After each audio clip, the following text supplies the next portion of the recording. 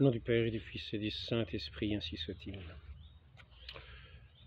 Dans l'entretien précédent, j'avais montré qu'une guerre était ouverte et commencée par certaines personnes, par certaines catégories de personnes, par des mouvements de personnes. Une guerre ouverte contre le peuple français, contre ce peuple indigène de France, contre cette population blanche qui est vue par ces gens-là comme une forteresse. Ces gens-là qu'on appelle il me semble, des racialistes, des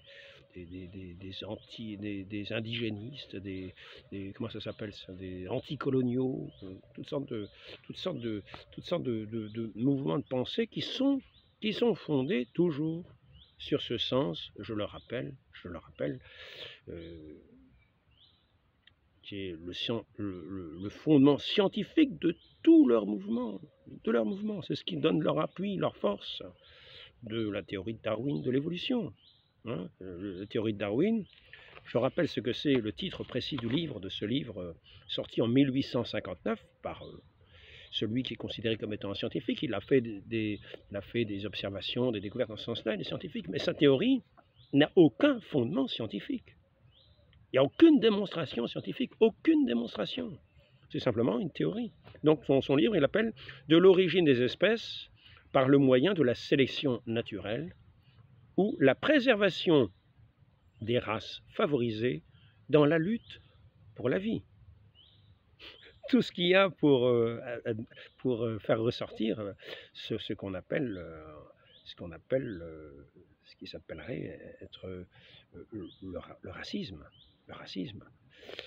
J'avais copié la définition du racisme. Je ne sais même pas si je l'ai emmené avec moi. Ça, alors, c'est la meilleure, parce que là, c'était le fondement de mon entretien.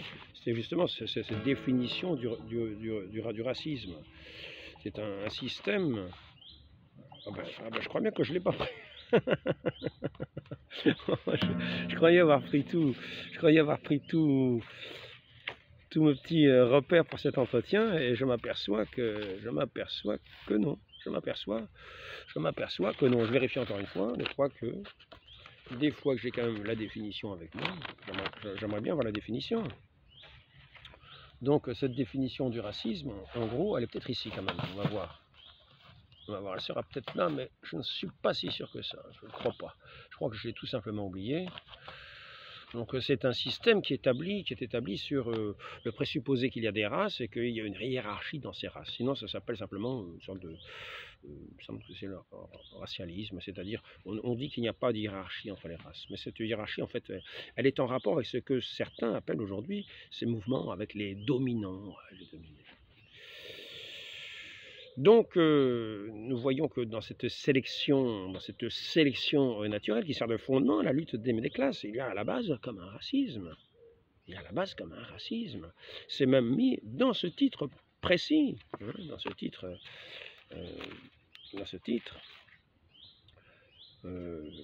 est-ce que j'ai mis de l'origine des espèces. En général, c'est ce qu'on retient comme titre, le reste on ne le dit pas. Ben, le titre est complet.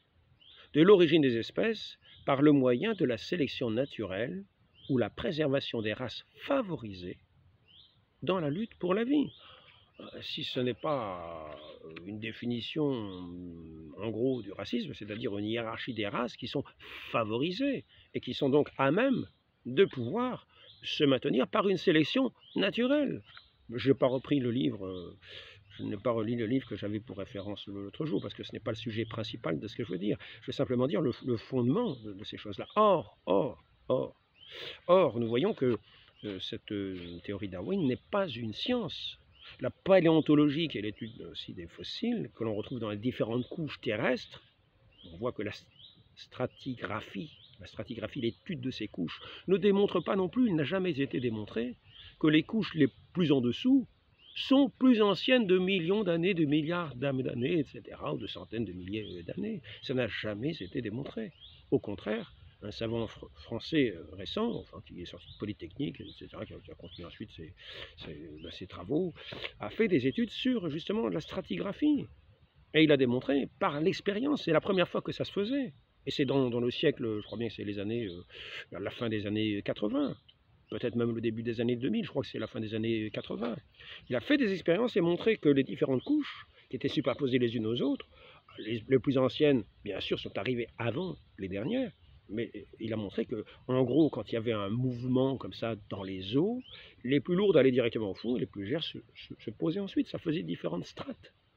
Donc il n'est pas question de... Et il était question de démontrer aussi que cela pouvait se faire quasi instantanément. C'est-à-dire en quelques jours, les strates sont figées. Et ainsi, on peut trouver des fossiles au fond de l'eau, au fond de ces strates, ou en dessus des strates, sans que ça marque une époque particulière. Mais pour ceux qui faisaient de la stratigraphie jusqu'auparavant, enfin l'étude des différentes couches, ça correspondait à différentes ères, le tertiaire, etc., machin bidule, le crétacé. Et donc, quand on trouvait des fossiles en bas, ça voulait dire que c'était des fossiles qui avaient des millions d'années. Et on remarquait, ce qu'on remarquait, ce n'était pas qu'il y avait une évolution des fossiles, au contraire, dans cette échelle de temps de la stratigraphie, on remarquait tout simplement qu'il n'y avait pas d'évolution entre tel fossile et tel fossile. On retrouvait les mêmes sans aucune évolution. Et on n'a jamais vu, entre des espèces d'animaux gardés dans des fossiles, on n'a jamais vu une évolution, c'est-à-dire qu'il y a toujours ce qui s'appelle le chaînon manquant. La seule chose qu'on sait aujourd'hui de ces chaînons manquants qui ferait le lien entre les différentes espèces, montrer qu'il y a une évolution, c'est simplement de montrer que ces échelons manquants manquent toujours aujourd'hui. Et que par conséquent, il y a toujours cette séparation entre les espèces. Il n'y a pas une communication qui ferait qu'il y aurait comme une évolution du poisson ou du microbe ou je sais pas quoi, au tétard. Bon, le tétard devient une grenouille, mais c'est l'évolution, comme l'embryon, qui est déjà un petit homme, devient, qui est comme le germe, se développe et devient très vite, prend très vite sa forme humaine dans le ventre de sa mère. On arrive dans le ventre de sa mère, et ça je l'ai appris ce matin, rien qu'en voyant le cerveau, à savoir si c'est un garçon ou une fille. Parce que justement, l'activité du cerveau est localisée davantage chez les garçons et davantage diffuse chez les filles. Et ça montre une capacité des filles, des femmes, à s'occuper un petit peu de plusieurs choses à la fois, à superviser pour s'occuper des enfants, de toutes les choses, de toutes les choses nécessaires et comment dire, de nécessité quasi quotidienne. Et une capacité que les hommes n'ont pas, mais qu'ils ont, eux, une capacité à se concentrer davantage. Et tout ça, c'est dans toute la... Mais c'est démontré, comment dire, c'est quasi scientifique, c'est une différence inscrite déjà dans les gènes, dans les hormones, mais déjà dans les gènes. Par exemple, XX, XY, c'est déjà une différence. Les gens qui veulent je reviens toujours aux espèces, parce que là, bon, là, c'est les genres, nous sommes au stade des genres, mais les gens qui se déguisent en femmes, ou qui se déguisent en hommes, ou qui se mutilent, cela ne change pas que leurs chromosomes restent des chromosomes d'hommes et de femmes. Leurs gènes restent des gènes d'hommes ou des gènes de femmes. Le matériel génétique, il est comme ça. Si on fait l'étude du cerveau, ça n'a pas changé leur cerveau. C'est simplement un état où les femmes se mutilent, mais sans devenir ou des hommes ou des femmes, ou sans changer de genre. Ils ne changent pas de genre. Ils restent ce qu'ils sont. Simplement, c'est comme un déguisement. Un déguisement, c'est quasiment... ça ne correspond plus à... On veut un dépassement. J'ai entendu hier quelqu'un qui se plaignait de vouloir se dépasser. Quand on parlait des athlètes, nous sommes à l'époque de ces Jeux Olympiques abominables. La présentation, nous avons vu un blasphème en présentation avec ce qui représentait un petit peu comme la scène du Christ, mais on voyait des drag queens, une espèce de débauche qui était offerte au monde entier comme une insulte au Dieu, une insulte à notre Dieu, au Christ, avec une espèce de coupe de Bacchus, au lieu d'avoir le saint sang, le précieux sang de notre Seigneur. Donc nous voyons que ces gens-là sont malheureusement dans une débauche de pensée, une pollution des esprits. C'est pour ça qu'on pourrait parler d'une écologie, une écologie du corps et des esprits qui serait nécessaire aujourd'hui avant de penser à dépolluer la planète. Si la planète est polluée, c'est parce que les esprits sont pollués. Il faudrait donc une écologie, comme une rééducation, mais une éducation véritable qui correspond véritablement à la vocation de l'homme et de la femme. la femme a une vocation propre et tout est fait en elle, des gènes jusqu'aux substances, comment dire, des hormones, jusque dans le physique, dans toutes les qualités physiques des uns et des autres. Les uns sont des femmes et les autres sont des hommes et ils n'ont pas les mêmes qualités, ils se complètent. Ils se complètent, ils se marient. C'est le sens du mariage, ils se marient. Ils sont faits l'un pour se compléter à l'autre, pour s'unir, pour être une seule chair, pour ne faire plus qu'un. Et oui, c'est le sens du mariage, devant Dieu, devant l'Église. C'est ainsi que cette créature, l'homme a été fait homme et femme, non pas ensemble, mais justement séparés, pour s'unir dans leur différence, pour s'unir dans cet amour en Dieu, dans ce lien d'amour de Dieu qui les unit profondément, qui font qu'ils ne sont qu'un, d'un même esprit, d'une même âme, mais en même temps avec des qualités différentes. C'est ainsi qu'ils portent du fruit et qu'ils permettent de développer la vie. Ce n'est pas autrement que cela se fait, c'est cette vie qui nous est donnée, ainsi que nous sommes faits. Il ne s'agit pas de rejeter la vie, ni ce que nous sommes. Donc revenons-en à ces études scientifiques. Il n'y a pas d'évolution d'une espèce à une autre, comme il n'y a pas d'évolution d'un sexe à l'autre. Non, un homme reste un homme, une femme reste une femme. Et ils sont faits pour être unis.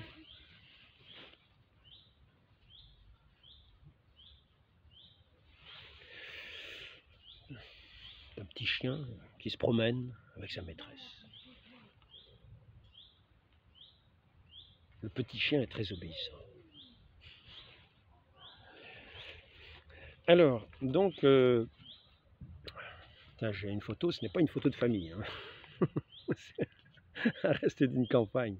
Donc nous en sommes en plein, Il y a ceux qui s'appuient sur cette théorie de l'évolution qui n'est donc pas démontrée, ni dans les, comment ça s'appelle, la révolution, la lutte des classes, la guerre, tout conflictualisé.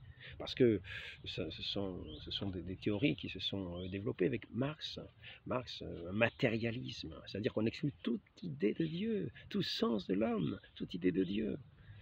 C'est un pur matérialisme où le monde évolue par le conflit, par la lutte. Tout ce qui est différent lutte. Et nous voyons cette lutte qui est établie partout.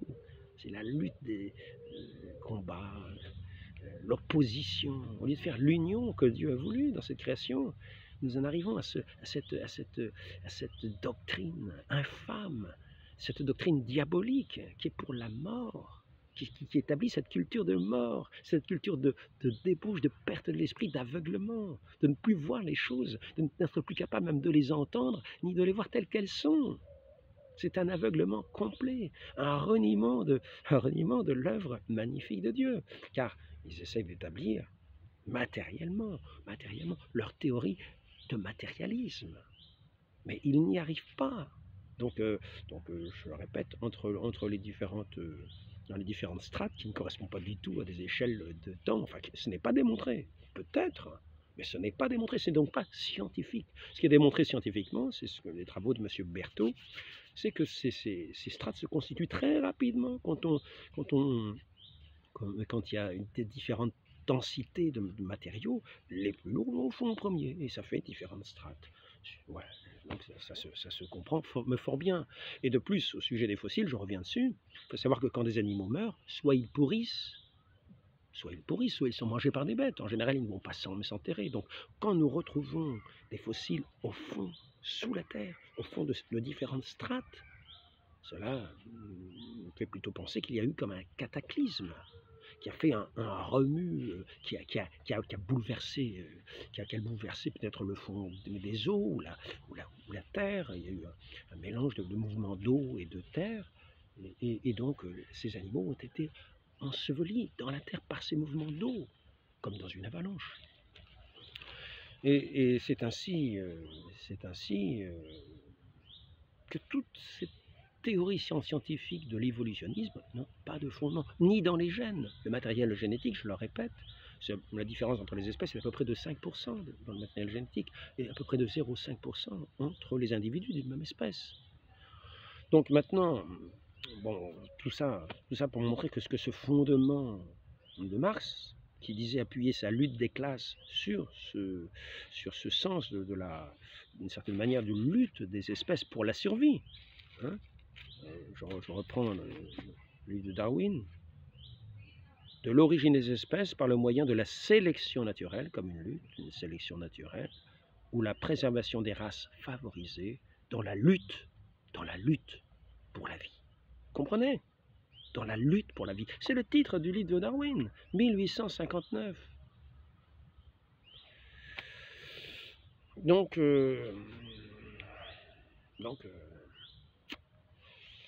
nous rejoignons cette phrase de ce monsieur Mélenchon.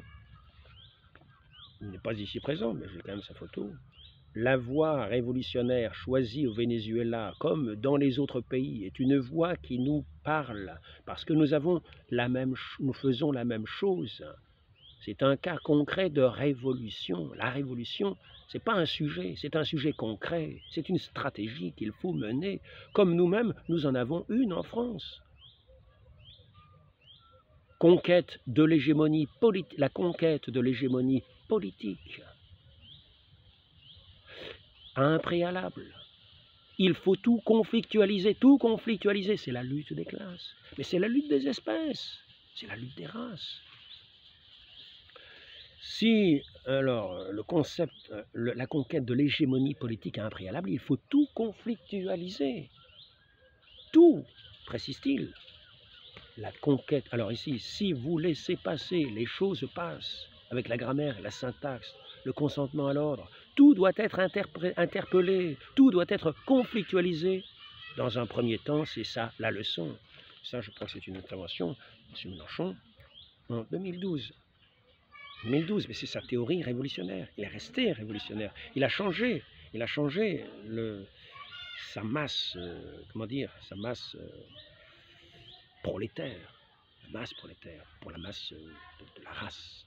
C'est-à-dire qu'il travaille maintenant, non pas à faire une opposition des races.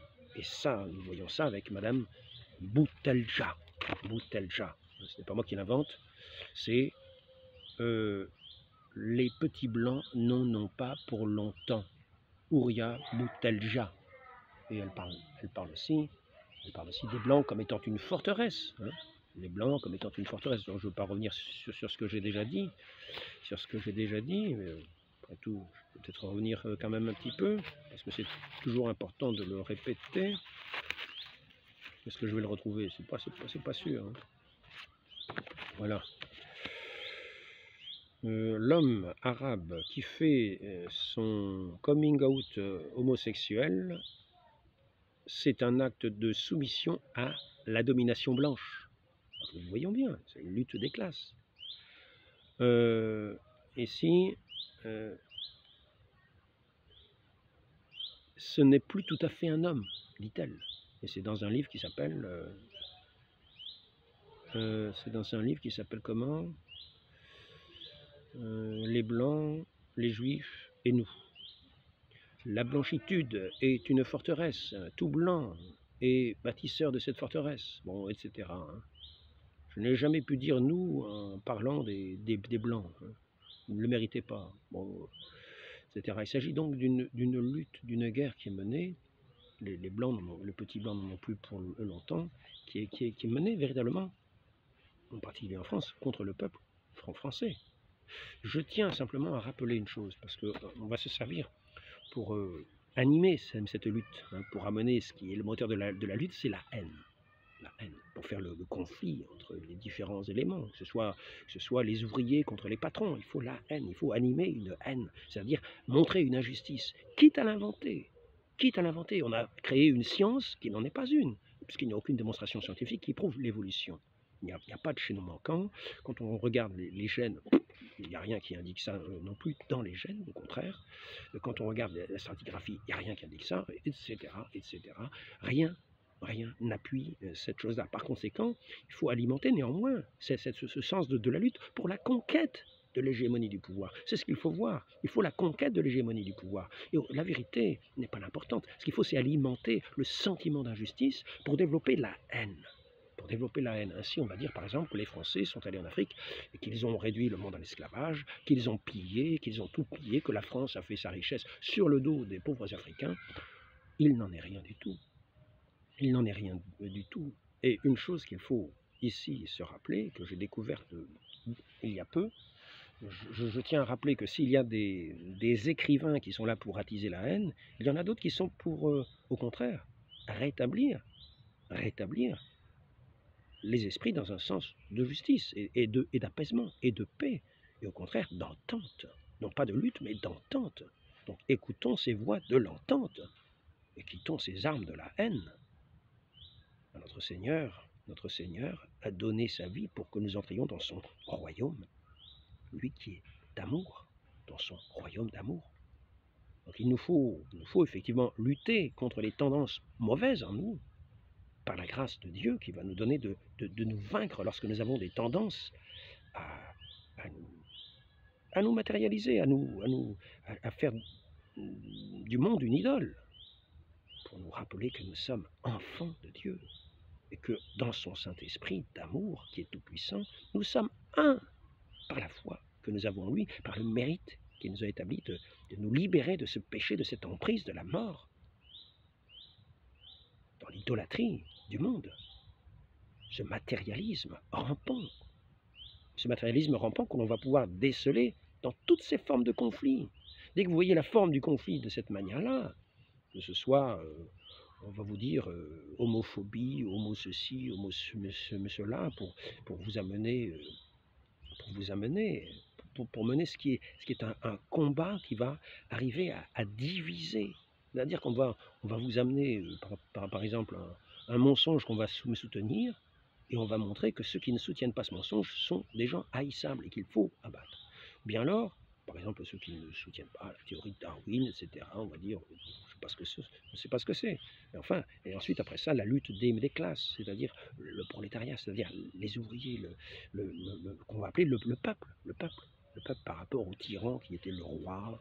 C'est toute une mythologie révolutionnaire, toute une mythologie de haine, toute une mythologie de mort. Et partout où était la révolution, l'esprit révolutionnaire de cette lutte, nous entrons dans la mort, et avec des milliers, des millions de victimes sans cesse. Mais cette haine qui veut faire croire qu'elle est une entente, qu'elle lutte contre une mésentente, mais la mésentente entre ceux qui vivent en présence, au point de ne plus se serrer la main. Ils sont les uns à côté des autres, mais ils sont dans la haine. Et ce n'est pas ainsi que nous pouvons vivre dans une communauté nationale, voire même internationale, entre nations. Donc je tiens à rappeler ici, par exemple, pour revenir sur ce qui est de ces genres, pour arriver à en finir avec ceux qui veulent accuser d'homophobie, ceux qui ne tombent pas dans la perversion des genres, dans cette négation des genres, dans cette négation de la création. Eh bien, je vous conseille d'écouter une conférence, ce que l'homme doit à son chromosome. René Ecochard, c'est un spécialiste de ces questions de génétique, etc. Donc il y a plusieurs choses qu'il rappelle, c'est que l'homme ou la femme est déterminé dans ses gènes par ce XX, XY, comme je vous le disais tout à l'heure. Et par conséquent, même si on change les apparences, cela ne changera pas les gènes. Le matériel génétique ne changera pas. Ensuite, alors il nous parle de l'influence de la testostérone, testostérone, c'est pas facile à dire toujours. Quelquefois on le dit simplement, puis quelquefois on a plus de mal. Donc elle est commune à tous, aux hommes et aux femmes, mais elle est beaucoup plus grand, elle est diffusée bien plus chez les hommes, elle est présente bien plus chez les hommes que chez les femmes, mais tout le monde en a besoin. Si on n'en avait pas, on serait quasiment mort, quoi. Donc permet de ne pas céder à la menace. Ça augmente, le taux de testostérone augmente par exemple quand il y a des combats difficiles à mener en cas de victoire. ce taux de testostérone augmente. Et il y a aussi, par exemple, quand on fait des grandes choses, de la même manière, il augmente, le taux augmente. On refuse qu'on empiète sur notre territoire, sur ce qui nous est propre. Hein. Le fait de refuser, ça augmente aussi le taux de testostérone. Dans l'agressivité, ça dépend du contexte. Peut augmenter la violence, mais aussi la générosité, c'est-à-dire le fait de bien faire. Plus on fait bien, plus ça augmente aussi le testostérone. Et ça augmente aussi l'aptitude à faire des dons, à donner, etc. Donc, les gens qui vivent dans la charité augmentent aussi ce taux de testostérone. Alors, les pollutions, perturbateurs endocriniens qui iraient pour la diminution de ce taux de testostérone, mais ce monsieur René Écochard nous rappelle que l'amygdale cérébrale et l'hippocampe ont aussi, par exemple pour l'amygdale cérébrale, 2000 gènes qui travaillent différemment entre l'homme et la femme. Donc la distinction tient non pas seulement à cette hormone ou à cette production d'hormones, ni simplement à ce matériel génétique XX ou XY. Ce Y qui est assez petit, paraît-il, mais qui sert un petit peu comme maître de chantier de l'organisme pour faire des développements dans l'organisme, pour informer toutes les cellules. Donc, amygdale cérébrale, 2000 gènes travaillent différemment entre l'homme et la femme, et dans l'hippocampe, c'est la même chose.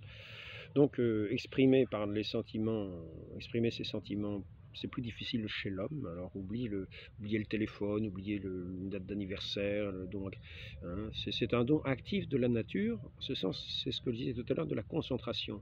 C'est cette capacité de se concentrer. C'est là je disais ça tout à l'heure, dans le cerveau, donc on arrive à reconnaître si c'est un cerveau de garçon ou de fille, déjà dans le ventre de la mère, suivant la localisation de l'activité cérébrale. Et plus diffuse chez les filles parce qu'il y a une capacité à agir plusieurs choses en même temps, alors que l'homme c'est plus dans la concentration sur certains éléments. Et, bon, je ne vais pas continuer à développer trop, mais c'est juste pour montrer cela. Donc les hormones, communication, ouais, c'est ça, Qu'est-ce qu'il y a d'autre, hein? Une capacité à l'écoute pour l'un, à trouver des solutions qui est davantage une efficacité mais pour l'autre, donc un côté rationnel davantage pour l'homme et un côté plutôt affectif pour la femme qui va dans le domaine des relations, dans le domaine des relations, donc il n'a pas le même caractère. Pour ça, on peut avoir peut-être des mésententes, mais c'est surtout un caractère complémentaire. Et les deux sont nécessaires au développement de l'enfant. Donc la subjectivité, neurosciences, alors il y a le sens du beau, le sens du bien, le sens, etc., qui est déjà imprimé chez les enfants pour ce qui est le mal essentiel, par exemple de faire un mal au prochain. Déjà des enfants qui n'ont même pas l'âge de raison sentent qu'une chose est véritablement mauvaise, sentent une chose est véritablement mauvaise dès l'âge de 3 ans. Ce sont des expériences qui montrent ça. Par contre, il y a des choses qui ne sont que culturelles. Et là les enfants font la distinction. Bon, engagement, jalousie, passivité, ce sont des choses qui permettent de possessivité, du moins, jalousie, possessivité, qui permettent de maintenir, quelquefois, alors que ça paraît un aspect négatif, je ne développe pas tout, mais cette union, de la maintenir, cette union entre l'homme et la femme, et de ne pas s'éparpiller dans tous les sens, dans le sens d'une fidélité. Donc tout cela, bien sûr, dans le sens de la création de Dieu. C'est lui qui fait tout ce matériel génétique, qui fait tout, et qui développe tout pour avoir un certain caractère et rendre dans le domaine matériel ce qui est d'une certaine manière correspond à des valeurs morales, à des valeurs, des capacités intellectuelles, etc. Donc ce que je voulais voir, c'était ce que je voulais... j'ai peut-être la définition là. Ah, le racisme, la définition, nous l'avons. Donc une idéologie fondée sur la croyance qu'il existe une hiérarchie entre les groupes humains, les races. Donc voyons bien ce que dit Darwin. Si c'est pas du racisme, qu'est-ce que ça peut être? Et pourtant, toute la gauche est fondée sur ça. On va dire qu'il y a un côté peut-être féminin émotionnel, où ce n'est pas émotionnel, c'est plutôt du domaine de l'émotivité, non pas du rationnel, ce qui est du domaine de la gauche. Le refus de voir le réel, de réfléchir avec le réel, de vouloir des réalités qui n'en sont pas. Là, c'est irrationnel. Et c'est ce divorce entre le côté homme et le côté femme qui fait que finalement on tombe dans le côté simplement irrationnel. Il faut savoir faire l'union de l'homme et de la femme, non pas le divorce.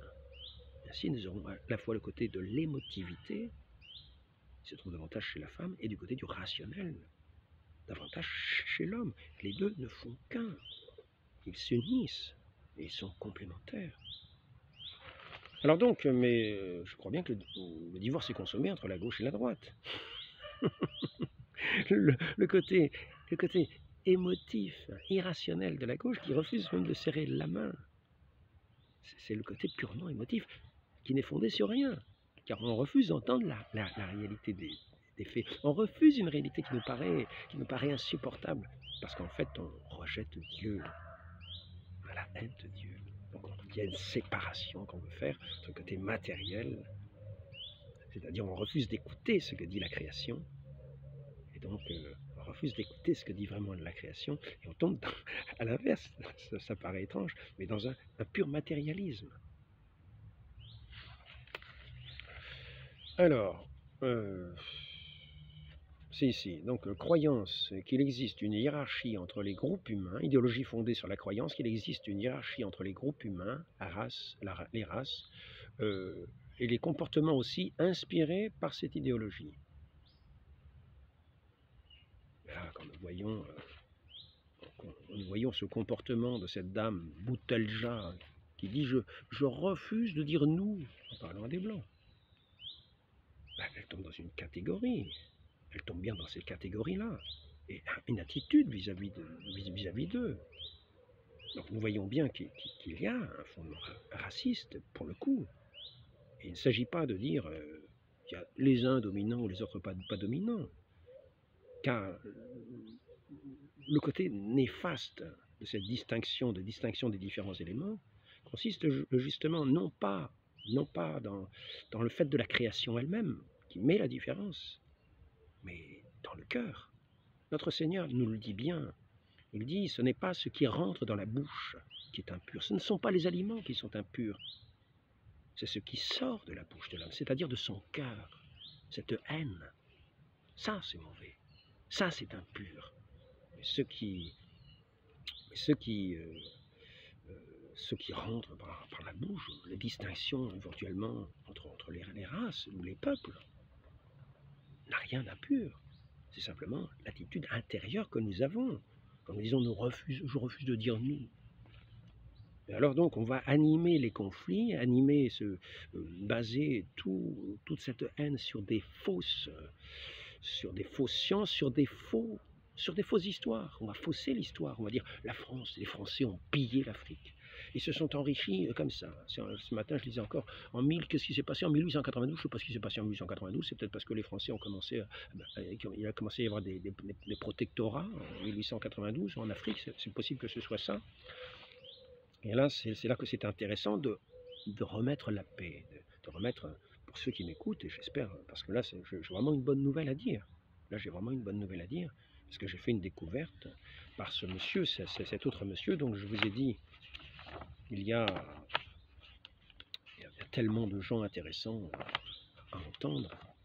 Là, je vous parlais de René Écochard, hein, mais il y a aussi, par exemple, au sujet de cette théorie de l'évolution, là c'est M. Dominique Tassot qui est très intéressant. En particulier, il a fait une vidéo qui s'appelle La Terre a-t-elle plus de 10 000 ans? C'est très intéressant à entendre parce que ça montre le côté, le manque d'appui scientifique de toutes les théories que nous avons de l'évolution. Il en parle très très bien. Et un troisième élément, c'est haine du blanc et monde noir. Et là, c'est un monsieur qui s'appelle Monsieur Kaku Ernest Tigori. Alors lui, il est très intéressant parce qu'il nous parle justement de cette relation qu'il y a entre la civilisation occidentale et le continent africain. Comment cela s'est passé dès le début? Comment il y a eu cette rencontre des peuples? J'espère que j'ai emmené le papier qui correspond. Ça serait dommage de l'avoir perdu. Là, je ne suis pas sûr de l'avoir amené, mais vous savez, entre amener et retrouver, ça fait une différence. Hein.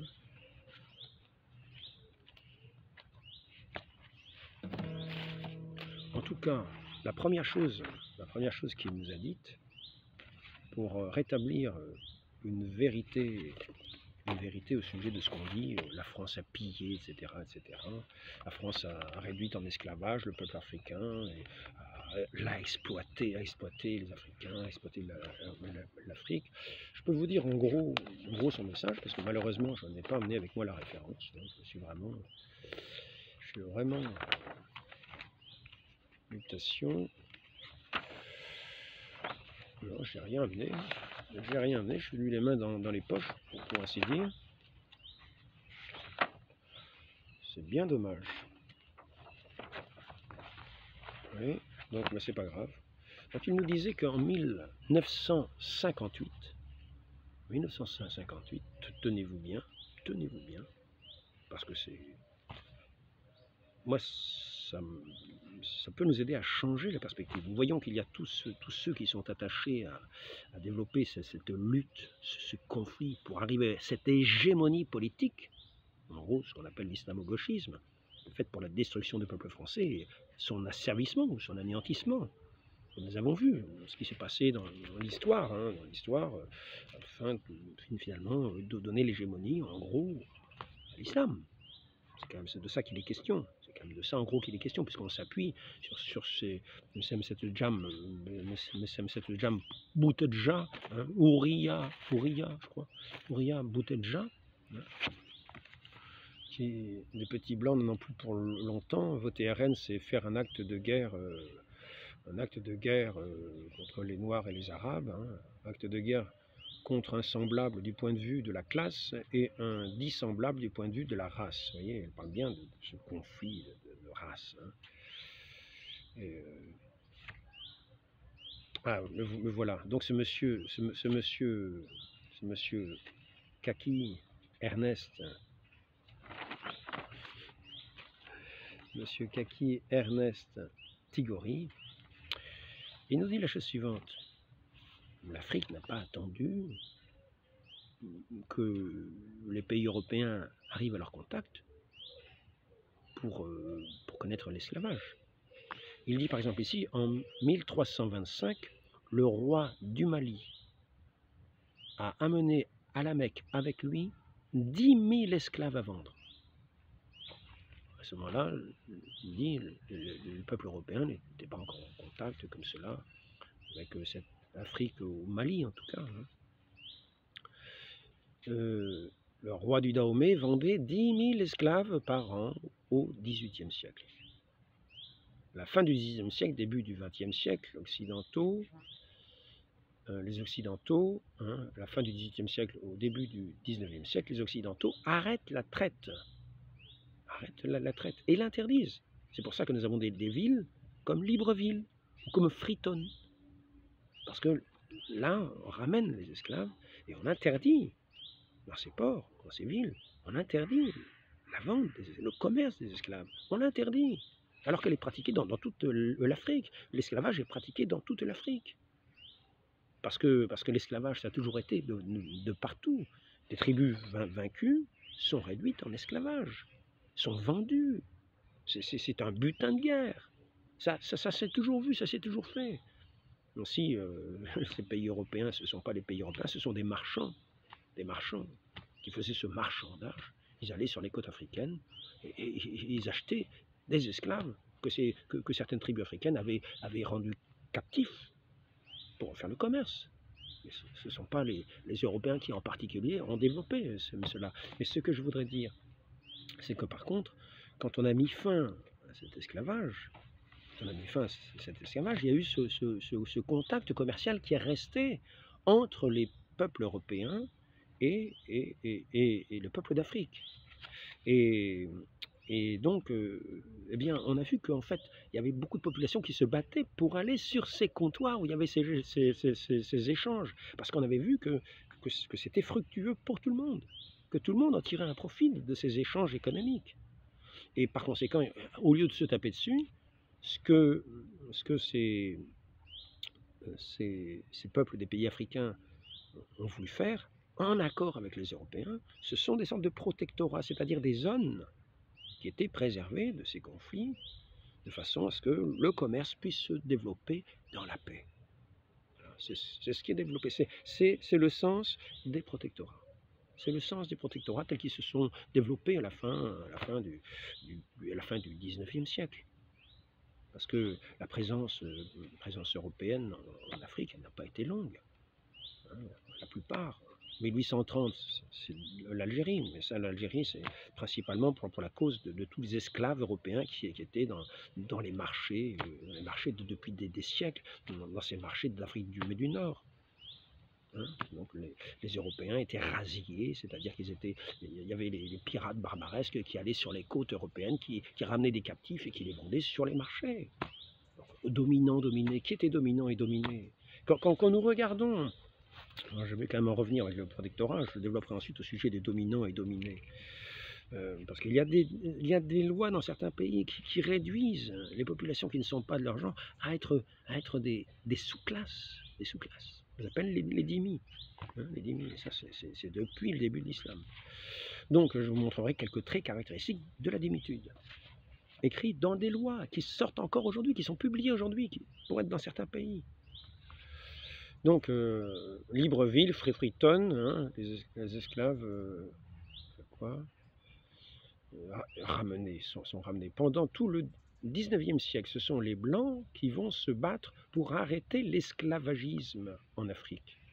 Hein, donc on établit, alors là il y a les protectorats, c'est ce que je disais à l'instant au sujet du commerce. Hein, la colonisation, ce qu'on appelle la colonisation, commence à la fin du 19e siècle. Hein, c'est pour ça que cette dame, elle parlait de 1892, j'imagine. Mais c'est à la demande des chefs africains.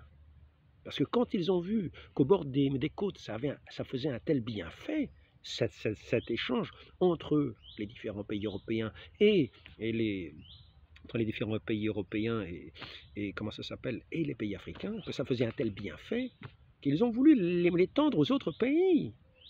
Et donc ce sont des chefs africains qui demandaient, par exemple, à un moment, il y a par exemple un chef africain qui va demander un protectorat à la France. Et la France ne répond même pas. Alors ils vont demander aux Allemands. Parce que c'est un bienfait pour ces partis. Pourquoi les Français n'ont pas répondu, je n'en sais rien. En tout cas, là, je dois dire, j'ai vraiment une grande surprise et qui m'a fait très plaisir. Parce qu'on est loin de cette haine que certains développent au nom de ces principes gauchos, communistes, qui développent les haines de partout, qui développent les conflits de partout, parce que c'est leur principe matérialiste, le conflit. Le monde se fait par le conflit. Donc il faut attiser les conflits, quitte à mettre les mensonges, quitte à mettre les injustices, quitte à les inventer, quitte à dire que la France a pillé l'Afrique, ce n'est pas du tout le cas. Ce n'est pas du tout le cas. Et donc, les siècles d'échange, le protectorat sont une entente pour que chacun puisse tirer profit de ces échanges commerciaux africains et européens. C'est une garantie, un accord. Au XIXe siècle, l'esclavage est fini et les bienfaits des protectorats sont reconnus. Et c'est là donc que commencent ces histoires avec ce qu'on appelle les empires coloniaux, qui sont en fait un accord entre les pays africains et les pays européens. Et c'est ainsi qu'en 1958, et ça c'est une date à retenir, 1858, alors je vous demande de bien écouter, parce que là ça ne va pas du tout dans le sens de ce que disent les anticoloniaux, les machins bidules, les communistes et tous ceux qui sont pour la lutte et la haine et le développement de la guerre, et faire la guerre à la France et faire la guerre au peuple français pour mettre l'hégémonie sur lui, hein, pour l'écraser et dire qu'il n'y en a plus longtemps pour les petits blancs. Alors là c'est une bonne nouvelle, et je la dis parce que ça doit nous faire réfléchir, doit entrer profondément en notre esprit. Malheureusement, c'est quelque chose qui a été ensuite sali par tous ces mouvements anticoloniaux, machin bidule. C'est qu'il y a eu un référendum en 1958 proposé par le général de Gaulle pour savoir si les peuples africains voulaient rester avec la France, oui ou non. Et la réponse a été que 90% des Africains voulaient rester avec la France. Ils n'ont pas été écoutés.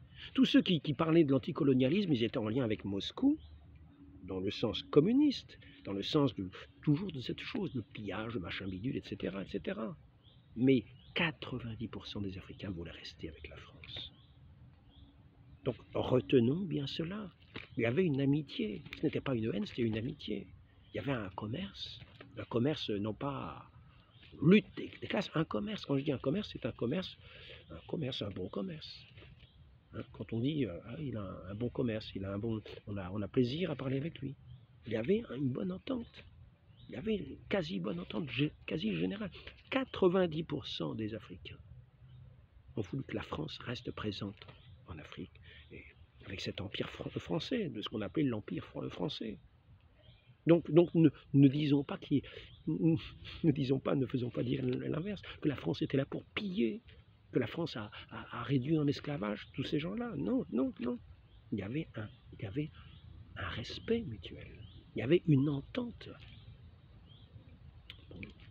Donc certaines forces très négatives, certaines forces qui sont toujours là pour démolir, ont réduit la Russie en ruine, l'Empire russe, qui l'ont réduit en esclavage ou à la mort, des millions et des millions de victimes qui ont terrassé le royaume de France avec ses millions de victimes, 2 millions de morts pour la Révolution et l'Empire, sans compter tous les désastres architecturaux, toutes les horreurs, tous les reniements, tout le blasphème, tous les blasphèmes avec ces cérémonies. Vous voyez cette déesse de la raison qui mettait sous ses pieds la croix du Christ, qui l'a brisée.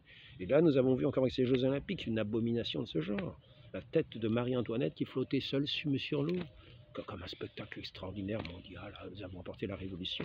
L'horreur, cette lutte déjà des classes avant l'heure, cette haine qui vient d'on ne sait où. Si, on sait d'où vient la haine, car l'homicide de l'origine, c'est le diable. Faisons très attention, c'est celui qui rejette Dieu, qui met la division, qui met la haine. Donc sachons le reconnaître sous toutes ses formes. Là où on veut imposer une manière de faire, en disant oui, ce sont des phobies, etc., machin bidule, sachons les reconnaître et n'entrons pas dans ces mouvements. N'entrons pas dans ces mouvements, laissons-les de côté. Préservons nos cœurs de cette engeance de vipère. Quand je dis engeance de vipère, c'est parce que c'est la descendance du serpent, c'est-à-dire de cet esprit de haine qu'il diffuse et dont il veut nous mordre au talon pour nous faire périr à la grâce de Dieu. Donc préservons-nous, écrasons la tête du serpent dès qu'on la voit, sous toutes ses formes actuelles. Sous toutes ses formes actuelles. Et donc, par exemple, pour en revenir, dominant dominé, puisque il est question de ça, eh bien, je vais vous dire quelques petites listes de ce qui se passait, par exemple, de ce qui se passe toujours, comme règle avec nos chers. J'espère que je l'ai vraiment amené cette fois-ci.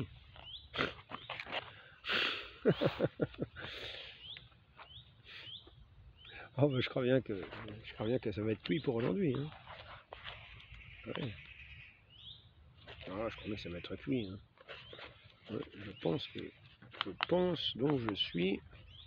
C'est faux. Hein. C'est pas je pense donc je suis, c'est Dieu pense donc je suis. Hein. Moi je pense, mais je pense pas à grand chose et j'oublie beaucoup de choses. Mais j'essaie de penser au bon Dieu quand même. C'est lui qui me donne l'être et la vie. Et de leur rendre grâce, de le remercier. Donc l'Espagne, qu'est-ce qu'on a pu dire comme légende noire sur l'Espagne? Alors le chromosome on l'a vu, voilà, c'est peut-être ici, ça va être trop bien écrit peut-être, parce qu'en général j'écris comme un cochon, et hier je me suis appliqué à bien écrire, mais je vois que c'est un travail tout à fait inutile. Donc je vais vous citer de mémoire certaines choses, puisque puisque je ne trouve pas. Puisque je ne trouve pas. Ensuite, sujet de la dimitude, je reviendrai dessus peut-être ensuite. Donc il fallait que ceux qui n'étaient pas musulmans ne portent que des habits grossiers, la soie c'était réservé bien sûr. Il fallait qu'ils marchent dans des ruelles étroites, qu'ils soient enterrés dans des cimetières au loin, là où on ne les verrait pas, que toute manifestation religieuse ne devait pas être vue de la part des musulmans. Pour pas faire, faut surtout pas qu'on voit, mais cette impiété répandue publiquement. S'il y avait par exemple des manifestations, des processions, c'était interdit, interdit. Hein. Toute procession, toute manifestation du culte autre que l'islam, qui combat le Christ, qui combat le Christ dans sa divinité, dans le côté le Fils unique de Dieu, donc il est combattu de partout, les chrétiens avec. Donc on payait un droit de vie, le droit de vivre, c'était le jizya, je ne me souviens plus ce que ça voulait dire. C'est en lien avec l'humiliation, il faut payer avec humiliation. Donc, par exemple, celui qui payait son impôt pour avoir le droit de vivre, il doit avoir la paume de la main en dessous, parce qu'il montrait son infériorité, et en dessus,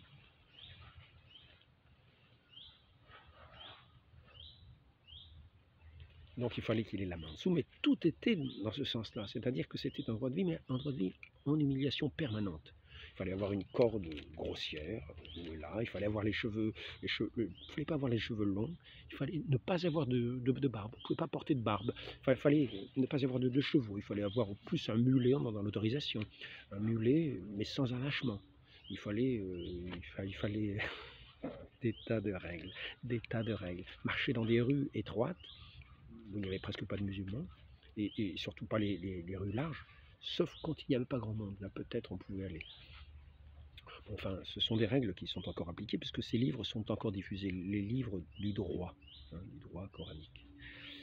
Donc je vais les arrêter là pour montrer que les dominés, parce qu'il faut savoir que l'empire islamique s'étend quand même de l'Afrique jusqu'en Espagne, il a été jusqu'en Espagne, jusqu'en Inde, donc ce n'est pas rien, jusqu'en Afrique subsaharienne.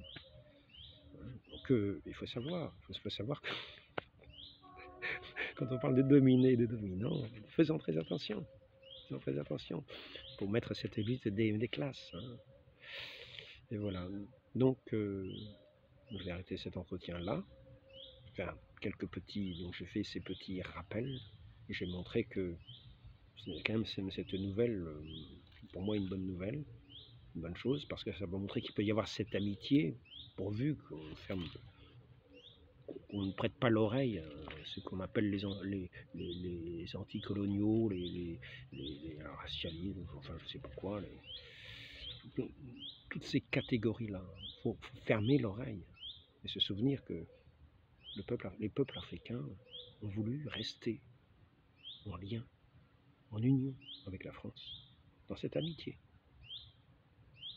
Donc souvenons-nous-en, il faut nous en souvenir. Il faut faire la distinction avec ceux qui viennent avec cette volonté en disant les petits blancs n'en ont plus pour longtemps. Sachons faire la distinction.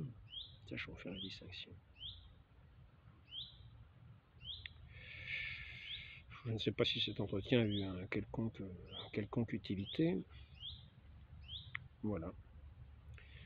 Demandons la grâce à très sainte Vierge Marie de ne pas mettre la division partout entre les peuples, mais au contraire de travailler aux bons échanges, un commerce respectueux, équitable, non seulement d'argent, mais un commerce.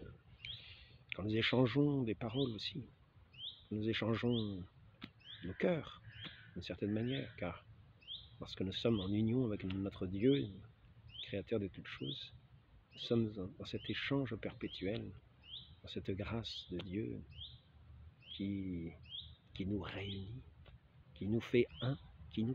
Alors, montrons-le par les gestes, montrons-le par nos paroles, par ce commerce aimable, non pas par ces haines et ces divisions, par ce rejet de Dieu.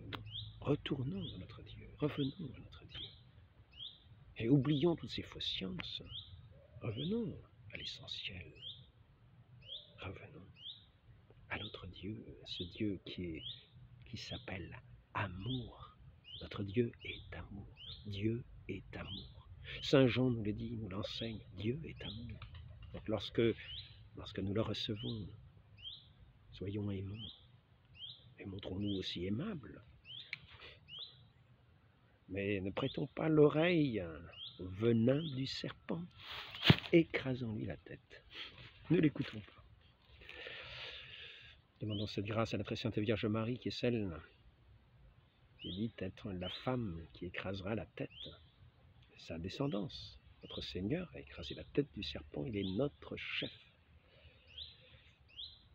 Restons-lui fidèles.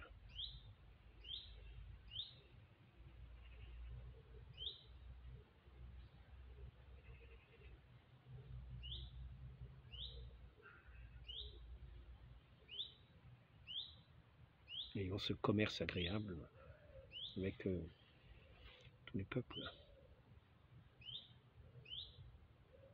Sans oublier d'annoncer l'Évangile, sans forcer, mais d'annoncer, de dire cette parole, de faire briller la lumière. Notre Seigneur nous dit, vous êtes la lumière du monde.